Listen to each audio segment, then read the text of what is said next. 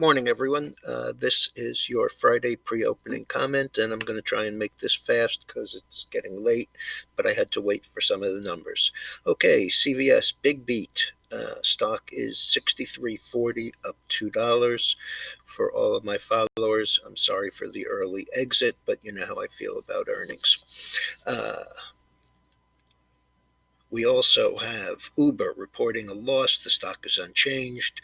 We have Electronic Arts with a miss on revenue, 118.68, down almost 10 or 7.6%.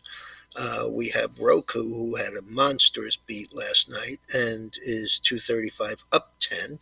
Square, the same situation, 183.79 up 8.15. Zillow, the same, 112.61 up 8.76. Novartis had a failure on a trial for an arthritis drug. The stock is unchanged. Peloton had 300% increase in sales, and the stock right now has been as low as 117. The last is 122.50. That's down $4.13. And Assembly Bio, these are two really tough ones. Assembly Bio had a failure of meeting an endpoint in an HBV trial, and the stock is really pounded. $6.30 down, $9.61. So it works with these bio firms in both directions. That one's down 60%. And company Blood Therapeutics, which has an oral for sickle cell anemia, also has had a big loss. Nothing in particular about their treatment because it has had some emergency and orphan use approvals here and in Europe, but clearly they don't like the fact that the earnings were bad. The stock is 40 down 2032 or 33%. Unemployment for the month, the number came in at 638,000 new jobs versus 570 expected. The rate is 6.9. I have no idea how they do that. U6 is 61.7. That's about unchanged. Earnings were up 0.1% versus an expectation of 0.2%. And the work week has increased to 34.8 hours from 34.7 hours. The market loves the unemployment stuff. I guess they also love the Biden taking a lead in Pennsylvania. I can't imagine that either of these two states is going to not be a recount.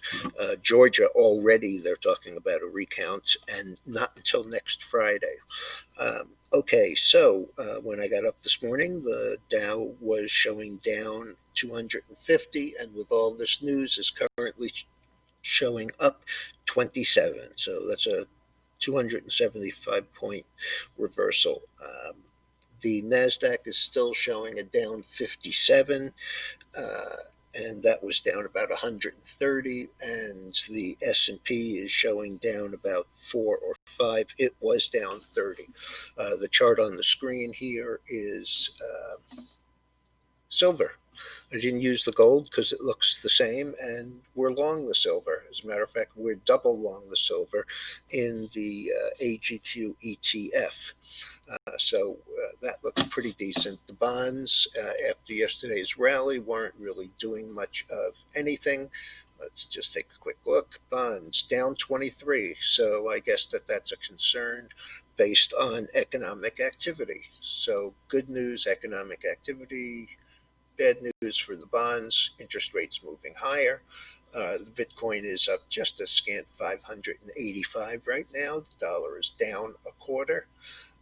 And as I said, the futures have come all the way back. I just want to mention that this unemployment rate is great, and everybody and their brother um, of the teleprompter reading ilk are talking about how great everything is.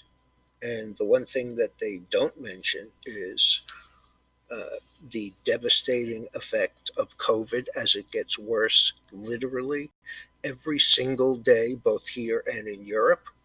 The amount of debt and deficit that we have.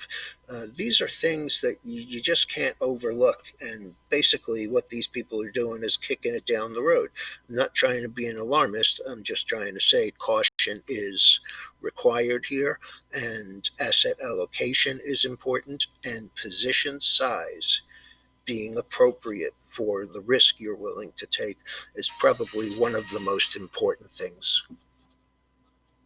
Have a good day. I'll be back later.